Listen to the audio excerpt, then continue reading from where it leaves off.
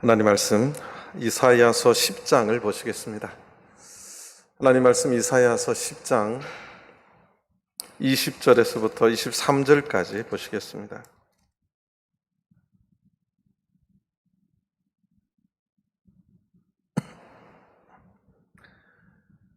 이사야서 10장 20절에서 23절까지 보시겠습니다.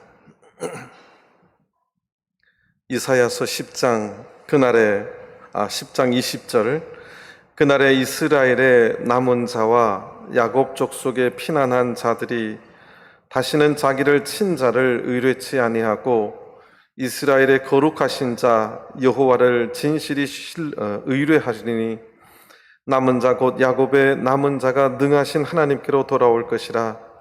이스라엘이여 네 백성이 바다의 모래 같을지라도 남은 자만 돌아오리니 넘치는 공의로 회멸이 작정되었음이라. 이미 작정되었은즉 주 만군의 여호와께서 온 세계 중에 끝까지 행하시리라. 아멘. 할렐루야. 오늘 거룩한 안식일이 시작되는 시간 또 기억하시고 주의 전에 나오신 모든 성도님들 하나님께서 은혜 주시길 바랍니다. 또 온라인으로 드리는 모든 성도님들과 가정에도 하나님 은혜가 임하는 또 안식일이 되었으면 좋겠습니다. 우리 요즘 이제 이사야서를 공부하는데요.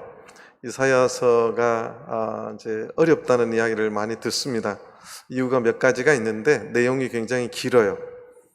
그리고 그 내용이 역사적인 흐름의 순서대로 쭉 적어 놓으면 얼마나 좋겠습니까마는 1장의 심판에 대한 이야기가 있고 2장에 이사야 2장에 보면 말일에 여호와의 전에 산이 모든 산 꼭대기에 굳게 설 것이다, 이 내용이 나오는데 이 내용은 문맥의 전체 맥락으로 보면 제일 뒤에 마지막에 나와야 될 내용이에요. 또 그러다가 또 3장에 가서 또 이렇게 갑자기 왔다 갔다 하니까 이게 이제 헷갈리는 것인데요. 이사야서의 예언을 맥락을 가지고 쭉 먼저 짚어보면 이렇습니다. 이사야 1장 1절에 이미 이사야 선지자가 예언하는 시대와 그 상황이 이제 정확하게 나와 있는데, 어쨌든 중요한 왕은 12대 왕 아하스입니다. 아하스 왕 때. 그 다음에 13대 왕 히스기야 때입니다. 남유다는 그렇게 해서 20명의 왕들이 있었어요. 그러니까 아직 멸망하기도 전인데 이미 멸망을 예언은 해놓고 있습니다. 이스라엘의 죄악을 아주 샅샅이 이제 열거를 또 해놓습니다. 그러니까 이제 맥락의 순서는 이스라엘 백성들, 하나님의 백성들이 우상을 섬기고 하나님을 배반하고 하나님 앞에 죄악을 짓자 하나님께서 멸망시키겠다, 이 선언이 있습니다. 멸망을 시키고 나서 이 멸망은 곧 하나님의 심판이라고 이야기합니다. 하나님께서 이방인들의 손을 빌어서 하나님의 심판이 너희들에게 급하게 임할 것이다. 그래서 그 하나님의 심판은 멸망이었습니다. 그래서 이 예언대로 이스라엘이 BC 586년에 바벨론에 의해서 멸망을 당합니다. 멸망이 한 번에 당한 것이 아니라 바벨론의 1차 침입, 1차 포로, 2차 포로, 3차 포로 걸쳐서 엘리야kim, 여호야긴, 시드기야 왕, 이렇게 1차, 2차, 3차 포로에 의해서 남유다가 완전히 멸망합니다.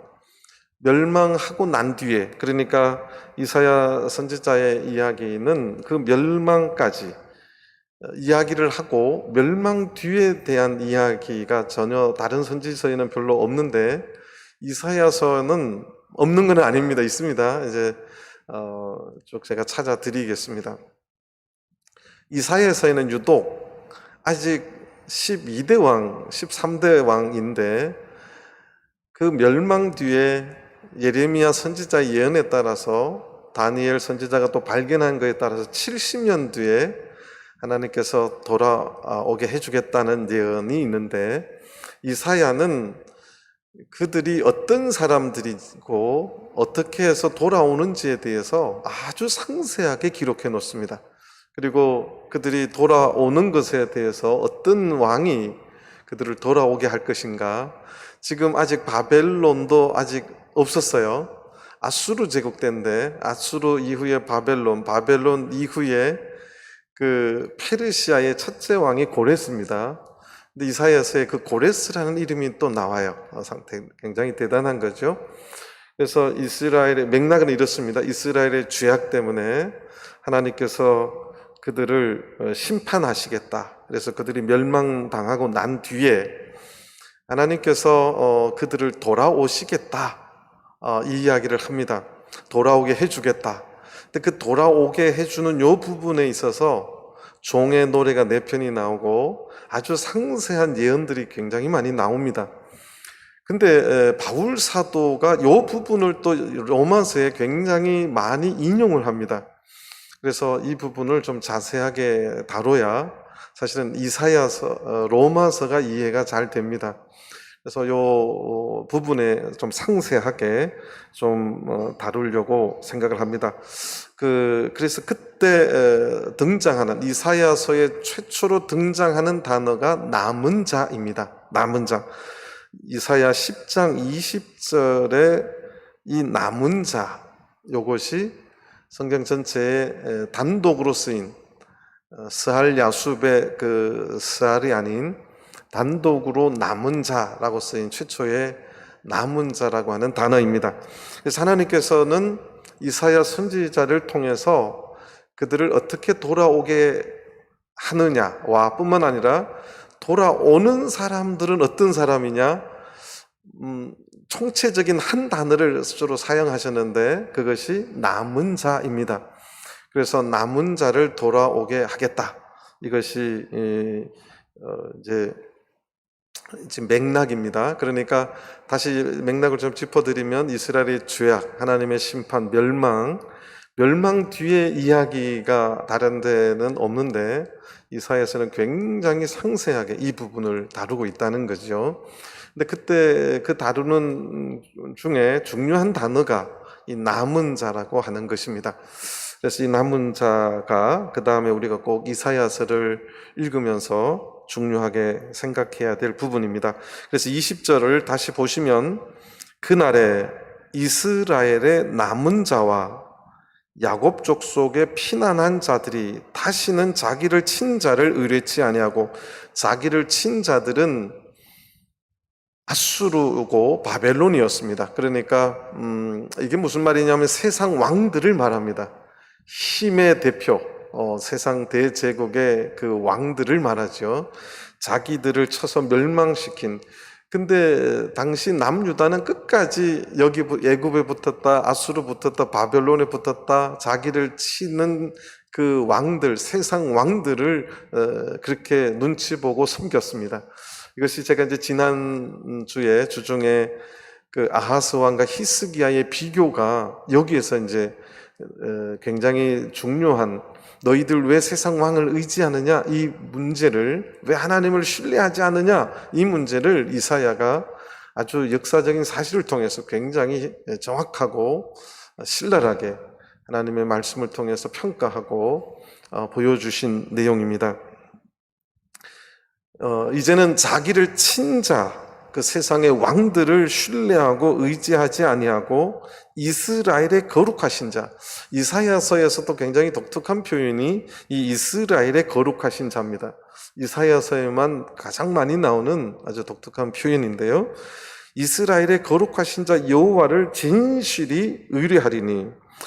자, 여기에서 우리가 알 수 있는 게 그날에 이스라엘의 남은 자들을 하나님께서 중요하게 이제 다루시는데, 이들의 특징이 뭐냐 하면 세상 왕들을 의뢰하지 아니하고 하나님, 여호와 하나님을 진실이 신뢰하고 의뢰한다는 사실이에요. 이것이 남은 자가 어떤 자들이냐 하는 이사야서의 최초에 표현되는 말입니다. 하나님을 진실이 의뢰하는 자들을 반드시 돌아오게 하겠다. 이것이 이사야서를 통해서 지금 말씀해 주시는 내용입니다.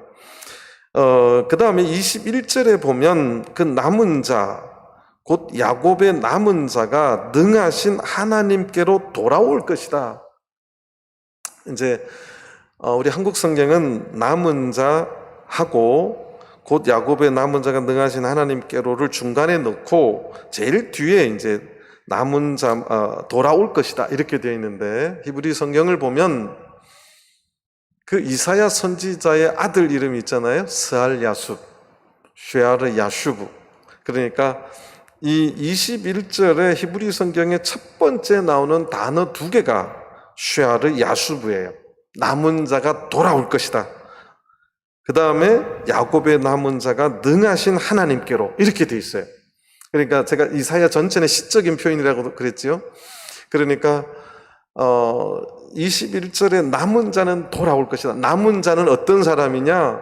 진실이 하나님을 신뢰하는 자고 세상을 의뢰하지 않고 하나님만 신뢰하는 자들이고, 두 번째 그 남은 자는 어떻게 되느냐?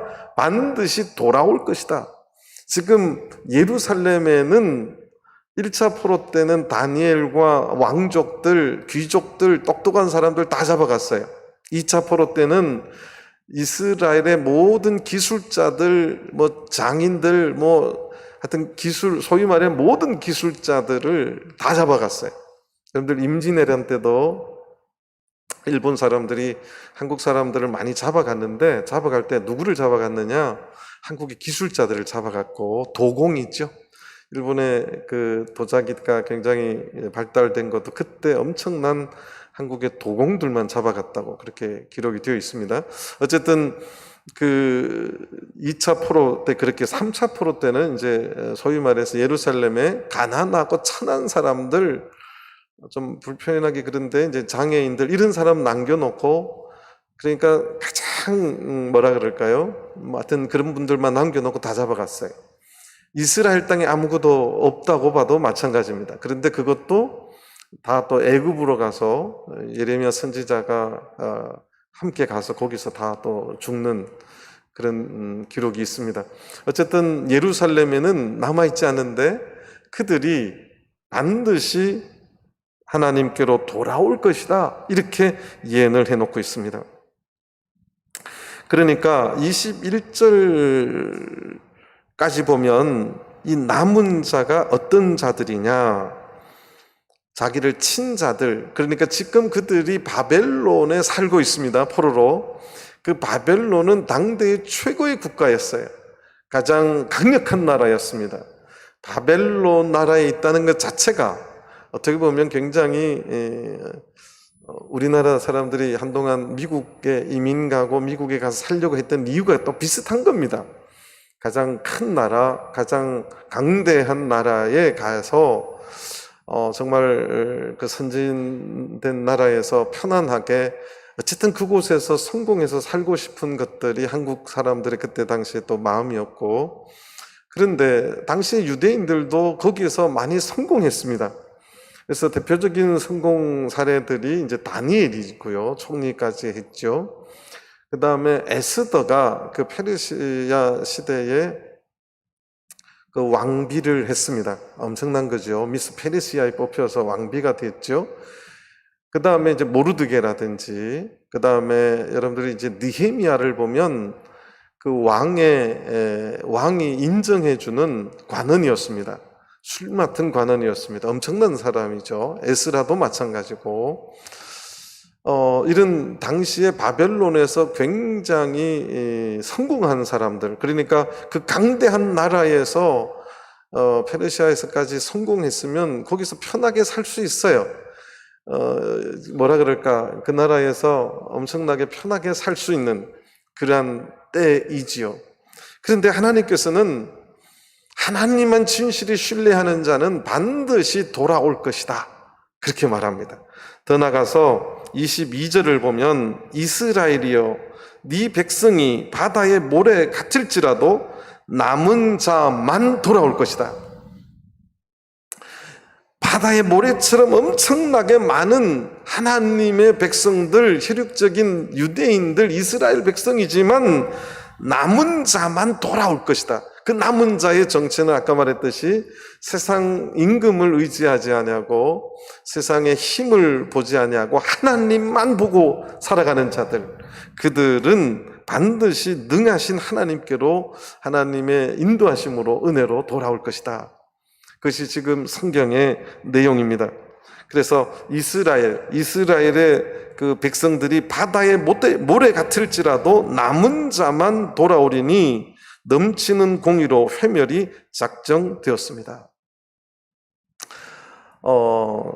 이스라엘 백성들이 1차 포로, 2차 포로, 3차 포로에 의해서 또 이 아수르 때 북이스라엘이 다 포로로 잡혀갔어요. 그때 많은 사람들이 이미 또 바벨론에 가 있었고, 그래서 이 포로로 몇 명이 끌려갔는지는 정확한 기록이 없습니다. 그런데 당시에 여러 가지 정황들을 놓고 많은 학자들이 여러 가지 말을 하는데, 가장 적게 말하는 인원수가 한 200만 명이다. 전체 끌려간 자들이. 또 세게 말하시는 분은 한 500만 명이었을 것이다. 뭐 이렇게 이야기합니다. 그러니까 쉽게 말해서 한 국가의 모든 사람들이 북쪽이든 남쪽이든 다 포로로 그렇게 끌려가고 흩어져 버렸습니다. 그런데 오로지 남은 자만 돌아올 것이다. 그래서 세월이 흘러서 70년이 찼어요. 70년이 찼는데 이게 지금 160년 이후, 적어도 한 넓게 잡으면 200년 뒤의 일을 지금 예언하는 것입니다. 바벨론에 이제 포로로 잡혀가고 그 시대에도 성공한 사람이 있었을 것이고, 바벨론의 총리를 다니엘이 했습니다. 다니엘의 세 친구들도 다 간언을 했어요. 그러니까 그 나라가 또 페르시아까지 넘어갑니다. 그런데 유대인들이 굉장히 똑똑하고 하니까 많은 성공한 자들이 이제 배출이 되는 것이지요.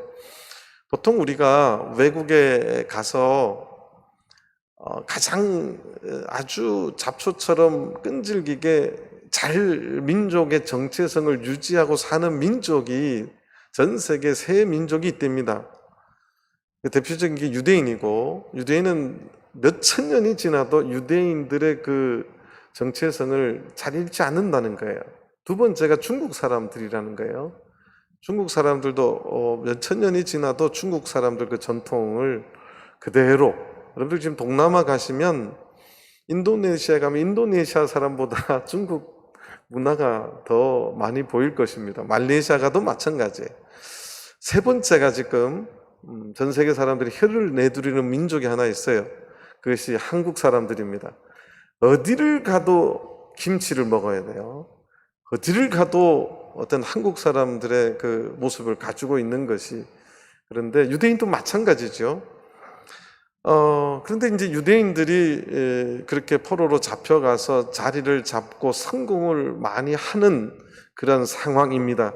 70년이라는 세월은 적어도 2세대예요. 그러니까 할아버지 때 끌려가면 거기에서 아들 놓고 그 아들이 손자 놓는, 그래서 손자들이 이제 또 터잡아가는 그런 세대입니다. 보통 이제 한국이 외국으로 이민 간 가정들을 우리가 이제 보면, 뉴스를 통해서나 이렇게 보면 70년이 되면 생긴 거는 한국 사람인데 그 정체성을 잃어버리는 가정들이 굉장히 많다는 거예요. 우리 할아버지가 한국 사람이라는 것만 알지 한국에서 어디에 살았고 이름도 잘 모릅니다. 70년이 되면 한국말도 잘 잊어버려요.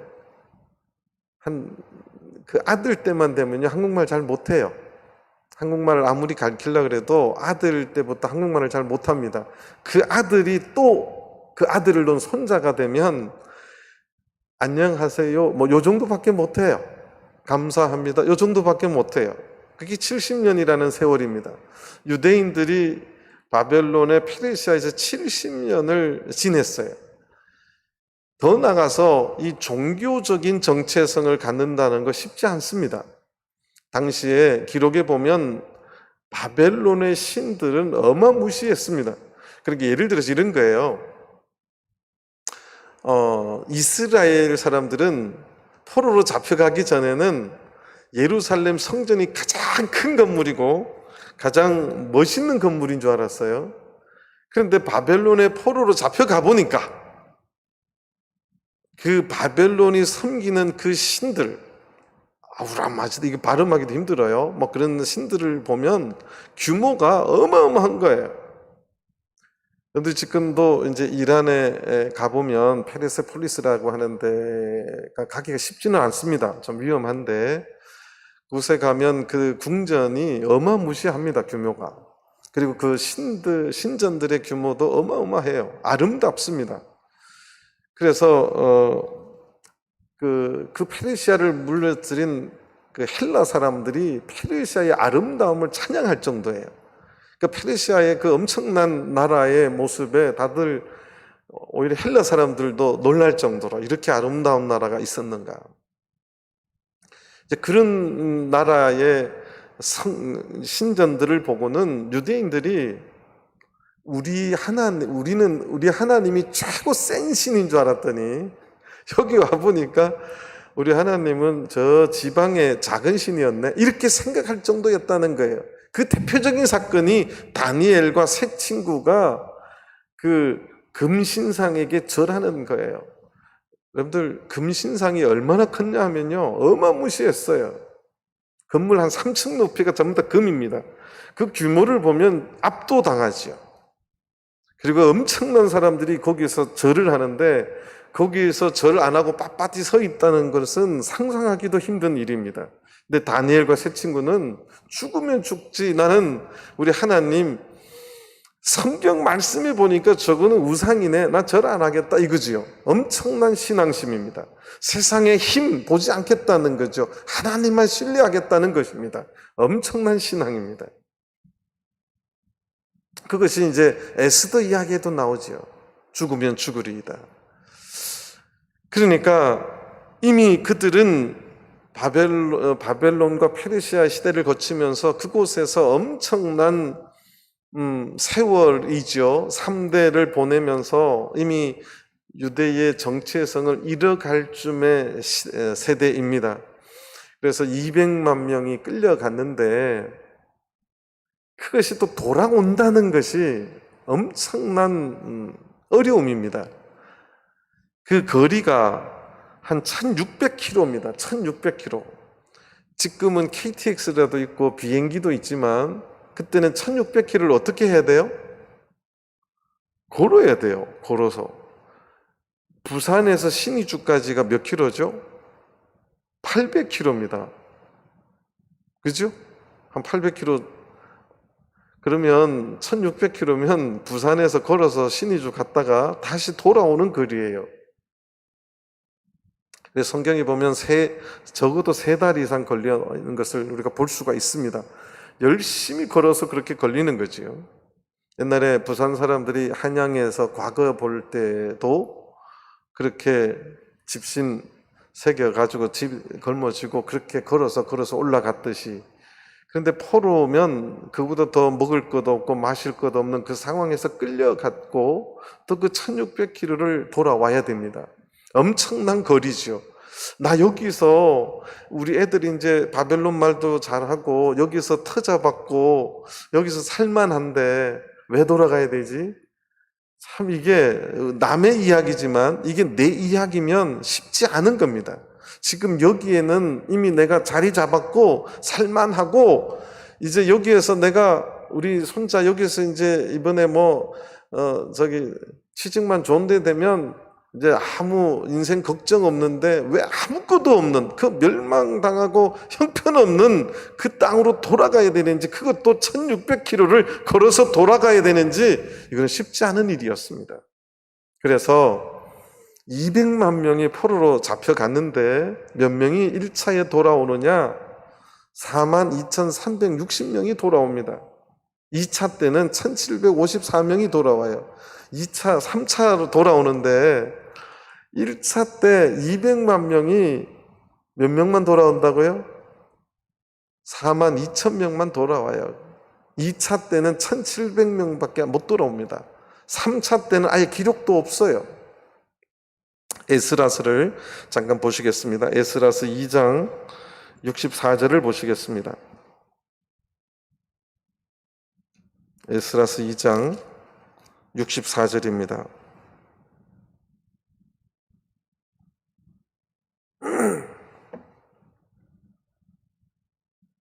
에스라서 2장 64절입니다. 65절이 아니라 64절입니다. 예, 64절. 이건 순수 이스라엘 사람들만 말해요. 온 회중의 합계가, 이 회중이란 말이 유대인들의 사람들을 말하죠. 회중의 합계가 1차 스룹바벨이 데리고 온 사람의 수가 합계가 42,360명이에요. 대학부 성경 공부인데 많냐 그랬더니 엄청나게 많대요. 42,360명 많냐 그랬더니 많네요. 그런데 거기에 몇 명이 갔어요? 200만 명 이상, 많이 잡으면 500만 명이에요. 500만 명에서 42,360명이면 작습니까? 많습니까? 그랬더니 대학부 청년들이 작네요. 왔다 갔다 하더라고요. 2차 때는 또 몇 명이 왔냐면 1,700명이 왔어요. 1,754명. 이게 남은 자만 돌아온 숫자입니다. 그들이 알고 있어요. 스룹바벨이 갈 적에 가서 성전 건축하겠다 그렇게 말하고 갔어요. 출발했어요. 근데 42,360명이 왔는데 가서 해야 될 일이 분명히 알고 있었어요. 성전을 건축해야 된다. 지금은 크레인도 있고요. 뭐 기구가 많아요. 그때는 아무것도 없는 데서 성전을 그 엄청난 돌들을 옮기고 이것을 다 사람의 힘으로 해야 돼요. 아무것도 없습니다. 도구도 없어요. 그런데 가서 그 어려운 일을 황폐된 그 땅에 가서 다시 성전을 건축하기 위해서 가야 된다는 것은 바벨론에서 구축해 놓은 삶의 많은 토대를 포기하고 가야 됐습니다. 그렇지 않으면 돌아갈 수가 없었어요. 그래서 성경은 하나님께서 남은 자라고 하는, 하나님께서 남긴 자들이라는 의미입니다. 구원하기로 남긴 자들, 그들만 돌아올 것이다. 그렇게 성경은 말하고 있습니다. 성벽도 없었어요. 예루살렘 이게 성전이 있고 성벽이 있어야 되잖아요. 성벽도 없었어요. 땅도 황폐가 되어버렸습니다.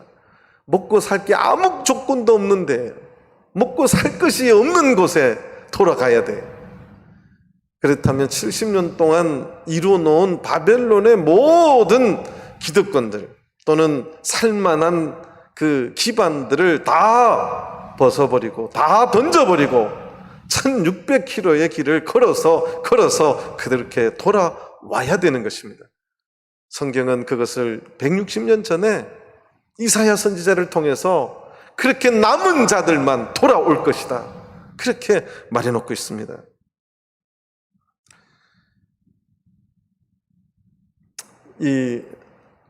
저도 그 묵상을 하면서 생각을 해보면 70년 동안 이제 자녀들이, 적어도 나는 바벨론 말 잘 못해도 자녀들이 이제 바벨론 말을 할 줄을 알고, 집도 이제 적어도 제가 볼 때는요, 이스라엘보다 집도 훨씬 좋을 수도 있어요. 왜냐하면 거기는 물자가 풍부한 나라이기 때문에 경제 생활도 훨씬 좋고, 이미 정착을 했다면 참 돌아오기가, 그걸 결단하기가 결코 쉽지 않았을 거예요. 그래서 성경은 이스라엘이여 내 백성이 바다의 모래 같을지라도 그렇게 돌아오는 자, 남은 자만 하나님께서 구원해 주시겠다, 이것이 이사야를 통해서 하신 말씀이에요. 그래서 23절에 이미 작정되었은즉, 이미 23절 앞에 생략된 그 히브리 말이 있는데 키입니다. 뭐 때문에, 작정되었기 때문에 주 만군의 여호와께서 온 세계 중에 끝까지 행하시리라. 이미 이것이 하나님께 작정되었기 때문에 하나님께서는 반드시 이 일을 만군의 여호와께서 온 세계 중에 끝까지 행할 것이다. 지금 12대 왕 아하스 히스기야 때인데, 지금 세월이 멸망도 안 했는데 바벨론이라는 나라 생기기도 전에 하나님께서는 그 이후에 페르시아의 첫 번째 왕 고레스까지 이름을 대면서 이 일은 내가 반드시 돌아오게 하고 이 역사를 이루시겠다고 이사야 선지자를 통해서 선포합니다. 엄청난 선포예요. 엄청난 예언입니다. 역사를 주관하시는 하나님, 그렇게 이스라엘을 멸망시키고 심판하시겠다고 선언했을 뿐만 아니라 반드시 그들 중에서 내가 반드시 구원할 자들을, 단어가 남은 자라고 하는 이 단어를 쓰시고 돌아오게 해주겠다, 돌아오게 하겠다. 이것은 하나님의 이미 작정되어 있기 때문에 이 일은 반드시 세상 중의 끝까지 내가 해야 할 것이다. 이 이야기를 했습니다. 이것이 오늘 이사야 10장에서 말한 건데, 자, 이것이 이사야서를 이제 들춰보면 처음부터 이사야 1장부터 요것에 대한 것을 뉘앙스를 조금씩 남겨 놓습니다. 이사야 먼저 1장을 보시겠습니다. 이사야 1장 9절입니다.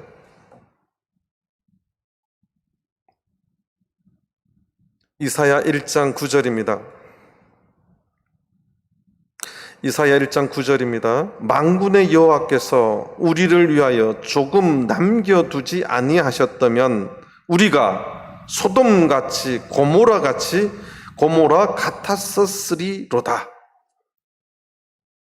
하나님께서 우리를, 생존자를 조금 남겨두지 아니했으면 소돔이 완전히 멸망당해서 지금 어디 있는지도 모를 정도고, 고모라도 마찬가지입니다. 그렇게 완전히 하나님께서 멸망시키고 회파하고 흔적도 없이 남았을 텐데, 남겨졌을 텐데, 하나님께서는 그들 중에 하나님께서 구원하실 자를 조금 뭐 하셨다고요? 남겨두셨다고 말하고 있습니다. 이것이 이사야 1장에 지금 그 심판을 선언하시면서 해주신 이제 이 남은 자의 이야기에 조금의 이제 뉘앙스를 이제 흘려 주신 거고요. 그 다음에 이제 6장에 가보겠습니다. 6장 13절입니다. 6장 13절입니다.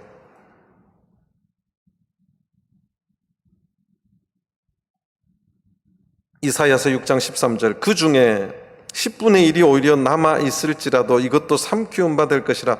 밤나무 상수리나무가 배임을 당하여도 그 그루터기는 남아 있는 것 같이 거룩한 씨가 이 땅에 그루터기니라. 자, 여기에 이제 그루터기는 남아 있는 것 같이, 하나님께서 완전히 뽑아버리고 나무를 좀 뽑아버리는 게 아니라 그루터기는 남기듯이 내가 그곳에 그루터기를 남기시겠다.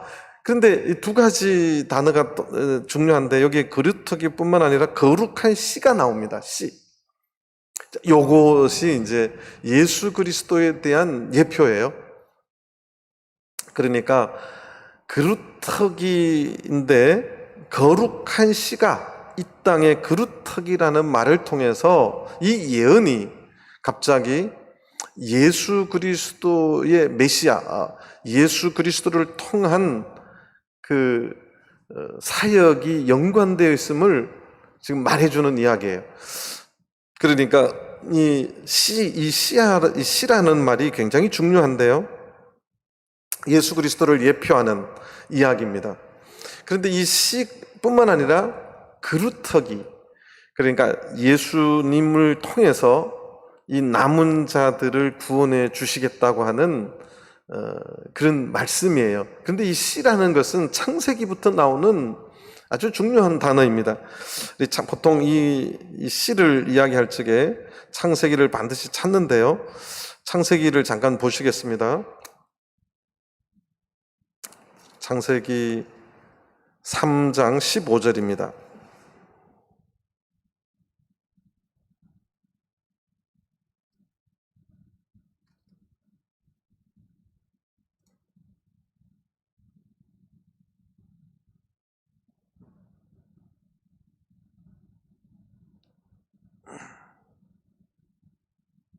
창세기 3장 15절, 내가 너로 여자와 원수가 되게 하고 너의 후손도 여자의 후손과 원수가 되게 하리니, 여자의 후손은, 이 후손, 이 단어가 그 제라라는 단어인데 아까 말한 그 씨입니다. 씨.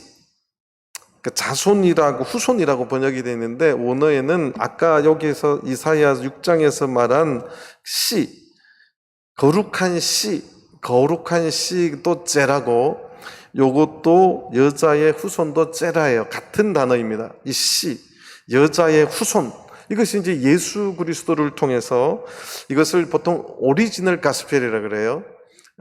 그래서 한국 책들에는 원시 복음이다 이렇게 말하는데, 최초의 복음이다.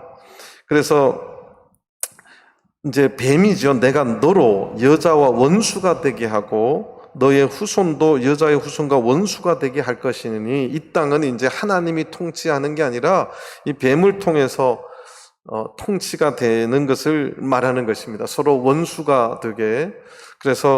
그런데 나중에 여자의 후손, 여자의 씨가 내 머리를 상하게 될 것이다. 이 사탄의 권세를, 이 머리를 상하게 한다는 것은, 여러분들이 이제 바벨론의 부조를 보면 왕이 저쪽 민족 왕을 이긴 때 어떤 행사를 하냐면, 목을 잘라서 그 목을 발로 밟거나 그 머리를 땅에 댑니다. 그러면 이쪽 이긴 왕이 그쪽 왕의 머리를 밟아요. 이게 이제 그런 부조가 많이 그림으로 있습니다. 그래서 이 머리를 상한다는 것은 승리의 표시입니다. 그런데 여기에 여자의 씨가 이 사탄의 머리를 상하게 한다는 것, 이것은 예수 그리스도의 오심을 통해서 이 사탄의 권세가 제한이 되고 이제 새로운 복음이 시작될 것을 선언하는 말씀이에요. 그래서 너는 그의 발꿈치를 상하게 할 것이다. 그래서 이 말씀 속에 여자의 후손 중에 메시아가 태어나서 이제 인류를 구원할 것이라는 그러한 가장 원시적인 메시아를 예표하는 단어가 이 창세기에 벌써 나오는데, 이 지금 이사야 6장에도 거룩한 씨가 이 땅에 그루터기다. 그래서 남은 자뿐만 아니라, 그루터기뿐만 아니라 그 예수 그리스도의 새로운 구원의 역사가 시작될 것임을 아주 조금 비춰놓고 있습니다. 근데 이것을 이제 종합해서 가장 그 이사야 말씀을 인용하고 한 신약의 인물이 바로 바울 사도입니다. 그래서 이 시간 엎드려도 조금 보도록 하겠습니다. 로마서 먼저 9장을 잠깐 좀 보겠습니다. 로마서 9장입니다.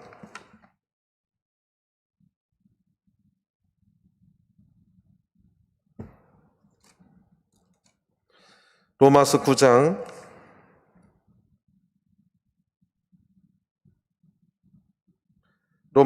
27절부터 보시겠습니다. 로마서 9장 27절, 또 이사야가 이스라엘에 관하여 외치되 이스라엘 뭇자손의 수가 비록 바다의 모래 같을지라도 남은 자만 구원을 얻으리니, 하나님께로 돌아온다는 말을 오늘 이 로마서에는 바다 모래 같을지라도 하나님만 신뢰하고 세상의 권세, 세상의 나라를 의지하지 아니하고 하나님만 의지하는 자들은 반드시 돌아오는데 그 돌아오는 자만 구원을 얻을 것이다, 그렇게 선언하고 있습니다. 이것이 바울 사도가 이사야서의 말씀을 인용해서 선언한 놀라운 말이죠. 사실 로마서를 보면요, 하여튼 이사야의 글이 수도 없이 인용이 됩니다. 28절 보겠습니다. 주께서 땅 위에 그 말씀을 이루사 필하시고 끝내시리. 아까 우리가 읽었던 그 말씀이에요. 하나님께서 이미 작정하셨으니 세상 끝까지 이 말씀을 반드시 이룰 것이다, 끝내실 것이다. 29절에 또 보시겠습니다. 또한 이사야가 미리 말한 바 만일 만군의 주께서 우리에게 씨를 남겨두지 아니하셨다면 우리가 소돔과 같이 되고 고모라와 같았으리로다 함과 같으리다. 이 말씀도 또 인용합니다. 그러니까 이 남은 자에 대한 정확한 이해를 바울 사도는 하고 있었어요. 그래서 로마서를 통해서 이 말씀을 정확하게 지금 말해놓고 있습니다. 이스라엘 백성들이 바다의 모래 같을지라도 남은 자, 하나님만 신뢰하고 세상의 나라, 세상에 그 자기들을 친 그 힘의 나라를 의지하지 아니하고 하나님만 신뢰하고 그렇게 돌아온 자들, 그 자들만 구원을 얻을 것이다. 바울 사도가 이 말씀을 인용해서 로마서에서 하나님이 이사야서에서 예언한 말씀을 지금 로마서에서 그걸 해석하고 하나님의 구원의 역사를 설명하고 있습니다. 그 단초가 남은 자와 씨입니다. 거룩한 씨. 그래서 이것이 이제 조금 보여주다가 조금 확산되는데요. 그 로마서에서 그것이 이제 보여집니다. 그래서 이 남은 자라고 하는 것은 우리가 이사야를 통해서 볼 수 있는 것은 세상 나라 의지하지 아니하고 하나님을 절대적으로 신뢰하는 자들이고, 또 우리가 역사적인 사실을 통해서 알 수 있는 것은 그 1600km를 걸어서 이제 성전을 건축하겠다는 각오와 헌신과, 이것이 고난의 길이고 고생과 환난과 있고 어려움이 있더라도 나는 하나님의 백성으로 살겠다고 결심한 자들이 남은 자들입니다. 뿐만 아니라 바벨론의 세상의 나라의 대표적인 그 바벨론의 자기가 가지고 있는 모든 토대와 기득권을 포기한 사람들이 남은 자들입니다. 또 우리가 바다 모래 같을지라도 그 남은 자들은 왜 그렇게 돌아올 수 있었느냐? 하나님의 말씀은 반드시 이루신다는 것, 그 말씀을 하나님께서 반드시 필요하시고 끝내시리라는 이 말씀을 믿고, 하나님의 말씀을 믿고 하나님의 약속의 땅을 바라보고 하나님의 비전을 나의 비전으로 품고 갔던 자들이 남은 자들입니다. 이것이 남은 자가 어떤 자들이냐? 이것에 대한 성경적인 의미입니다.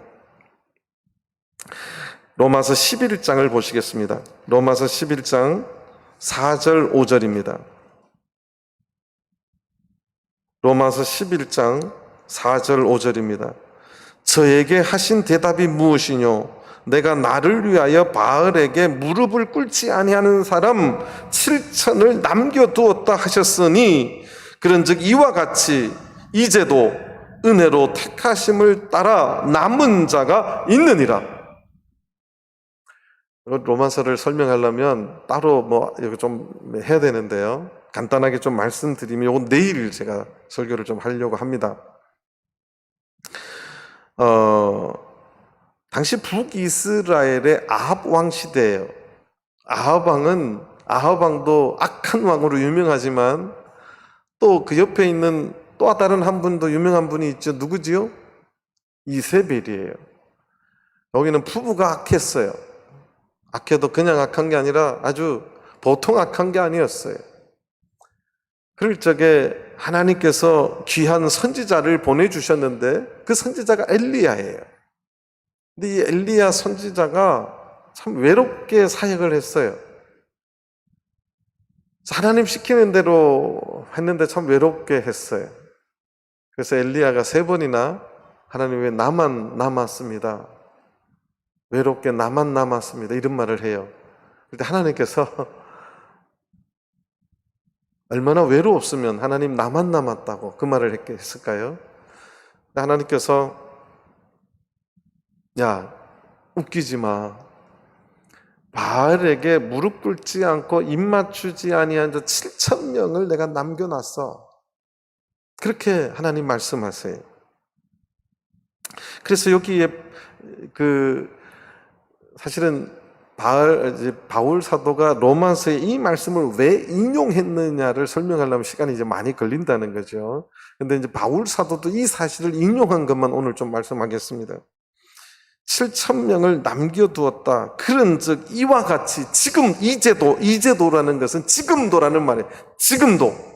바울 사도가 로마서를 쓰는 지금도, 그러니까 구약의 그 시대에 하나님께서 남은 자를 남겨두었듯이 지금 신약 시대 예수님께서도 이미 안 계시는, 그러니까 예수님도 이미 승천하시고 바울 사도가 지금 전도 여행을 하고 하는, 그래서 3차를 끝나고 고린도에서 지금 로마서를 쓰는데 지금도 은혜로 택하심을 따라 남은 자가 있다는 거예요. 그러니까 이 남은 자라는 단어가 이사야의 그 시대에 하나님께서 주신 단어일 뿐만 아니라 지금 이 로마서를 기록했던 이 시대조차도 분명하게 하나님의 뜻에 의해서 이해가 되는 단어가 남은 자라는 것입니다. 그렇다면은 우리가 이사야서를 아직 제가 다 맥락을 다 설명을 안 했는데 지금 이 시대, 주님 오시기 전 이 시대, 말세를 살아가고 있는 이 시대에도 하나님만 신뢰하고 하나님만 의지하고 세상 나라를 섬기지 아니하는 하나님 나라만 바라보고 하나님의 백성으로 그렇게 신실하게 살아가는 모든 성도들이 이 시대도 다 남은 자입니다. 하나님께서는 그 남은 자만 뭐 하신다고요? 구원을 해주시겠다고 말씀하고 있습니다. 누가복음 12장을 잠깐 보시겠습니다. 누가복음 12장입니다. 누가복음 12장 32절입니다. 누가복음 12장 32절, 적은 무리여 무서워 말라. 너희 아버지께서 그 나라를 너희에게 주시기를 기뻐하시느니라. 남은 자는 많은 무리가 아니었습니다.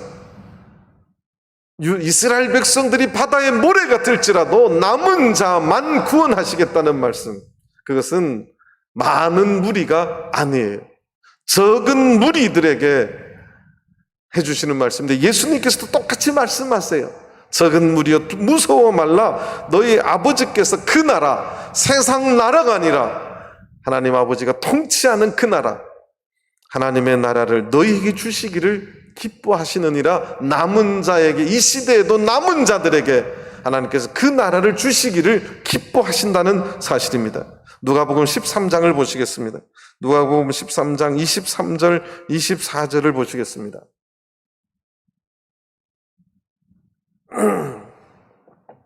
누가복음 13장 23절, 혹이 여짜오되 주여 구원을 얻을 자가 적으니까 저에게 이르시되. 사실 이런 질문은 참 예의 없는 질문이기도 해요. 우리 인간 사회에서 보면 제자들이 궁금해서 묻긴 했는데 구원을 얻는 자가 적고 많은 것을 왜 그렇게 관심이 많죠? 지금도 마찬가지예요. 제자들의 질문이 좀 황당한데, 주여 구원을 얻을 자가 적으니까 저에게 이르시되 좁은 문으로 들어가기를 힘쓰라. 좁은 문으로 들어가기를 힘쓰라. 이 말이 구약의 생각들을 지금 바울 사도와 예수님의 말씀 속에서 우리가 묵상을 해보면 남은 자로 살아라, 그 말로 전 들려요. 좁은 문으로 들어가기를 힘쓰라. 내가 너희에게 이르노니 들어가기를 구하여도 못하는 자가 많을 것이다. 그래서 순수한 남은 자가 된다는 것은 쉽지 않다는 거예요. 좁은 문으로 들어가기를, 세상 사람들 다 그쪽으로 가더라도 나는 하나님 말씀만 보고 가겠다고 결심하는 자, 바다의 모래 같을지라도 하나님만 섬기겠다고 하는 좁은 문을 선택하는 그들만 하나님께서는 구해주시겠다는 거예요. 이것이 성경의 전체적인 스토리입니다. 저는 감히 말하고 싶은 게 마지막 시대에 남은 자들은 교회를 말하기도 하는데 저는 우리 참예수 교회라고 생각을 합니다. 하나님의 진리를 가진, 하나님의 순수한 말씀을 가진 우리 교회가 마지막 시대의 남은 자들이라고 저는 확신을 합니다. 그 남은 자들은 어떤 사람들인가? 너무너무 선명하게 성경은 말하고 있습니다. 제가 아까 역사적인 사실과 성경의 말씀을 통해서 4가지를 말씀드렸는데, 세상 나라를 의지하고 그 나라를 보고 살아가는 게 아니라 누구만 신뢰한다고요? 하나님만 의뢰하고 신뢰하는 사람들, 남은 자들입니다. 제가 2번째는 다시 예루살렘으로 돌아간다는 것, 1600km를 걸어가야 된다는 것, 이거는 너무나 선명하게 보이는 수고와 고통과 환난이 나에게 다가올 것을 알고 그 길로 가는 거예요. 그러니까 편안한 길, 바벨론에 남아서 내 기득권을 가지고 여기서 편안히 자손들하고 살기를 원한다면 그것은 넓은 길이었지요. 남은 자들은 그 길이 아니라 아무도 선택하지 않는, 세상 사람들이 아무도 선택하지 않는 좁은 길을 가는 자, 그들이 남은 자라고 하는 것입니다. 3번째는 바벨론을 포기한 자들이죠. 세상 나라를 포기한 자들. 4번째는 하나님의 약속의 땅, 하나님의 말씀만 신뢰하고 그 약속의 땅을 바라보고 그 먼 길을 마다 않고 돌아가기로 결정한 자들, 이게 남은 자들입니다. 근데 바울 사도는 그 남은 자들이 지금도 있다고 말씀하고 있습니다. 저는 우리 전주교회 모든 성도님들이, 저는 하나님께서 기대하시는 마지막에 그들만 구원해 주시겠다고 하는 그 남은 자들이 다 되시기를 간절히 바랍니다. 방송을 보고 계시는 모든 성도님들과 가정도 여러분들이 이 땅에 하나님께서 구원하시기로 남겨두신 그 남은 자들이 다 되시기를 간절히 바랍니다. 다 같이 묵도하시겠습니다.